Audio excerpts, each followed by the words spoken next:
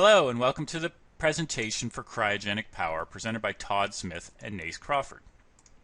Cryogenic Power is a disruptive technology for a greener planet. How would you like to nearly triple your current gas mileage while creating a smaller carbon footprint and substantially reducing the cost of transportation? With Cryogenic Power, you can. Our value proposition is that passenger vehicles, trucks, buses, and other forms of transportation can get up to 2.6 times their current mileage. If you have a Toyota Prius that gets 55 miles per gallon, it can then get 143 miles per gallon with this technology. It can be adapted to current vehicles or built into new vehicles as well. The system utilizes waste heat and liquid nitrogen to power a turbine that can create electrical and eventually mechanical energy for use in vehicles, trains, and other forms of transportation. The cost initially will be $6,200 per vehicle, but we expect to drive that cost down considerably over time. So in a nutshell, here's a diagram of how the technology works. In item number 103, you have a storage tank for liquid nitrogen. In 106, you have a typical combustion engine that provides waste heat, shown as 118. As that waste heat is fed into a heat exchanger, liquid nitrogen is also fed into that environment. Now, as a cryogen, when introduced to heat, liquid nitrogen boils and creates a gas with a tremendous pressure. And that pressure can then be fed into a turbine, number 112, that creates electrical energy, 121.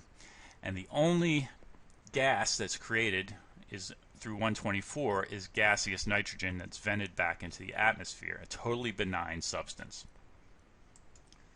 So the assembly of the unit can be done with parts that are essentially off the shelf. We don't have to build anything particularly new within this system. There's a heat exchanger, as mentioned, the turbine and generator that creates the electrical power, what's called a dewar, which is essentially a tank, a gas tank for liquid nitrogen, and then the electrical components that combine the system and build it into one. So nitrogen systems are currently non-existent. There have been a few experimental vehicles, but really not much to speak of. So in looking at the industry, we really have to take a look at what else is out there in terms of alternative fuels. And the major players right now are natural gas and propane. Natural gas has a very limited penetration, 15 million cars globally and 250,000 in the US, which is a very small percentage of the overall market. It's expected to grow, but not quickly. Essentially, the major problem is distribution of fuel. It costs $1.25 to $1.75 per station to implement a new fuel. That's very expensive. Now, liquid nitrogen is already readily available in medical supply and welding supply stores, so the distribution problem will not be as difficult. It can also be microgenerated at a very reasonable cost.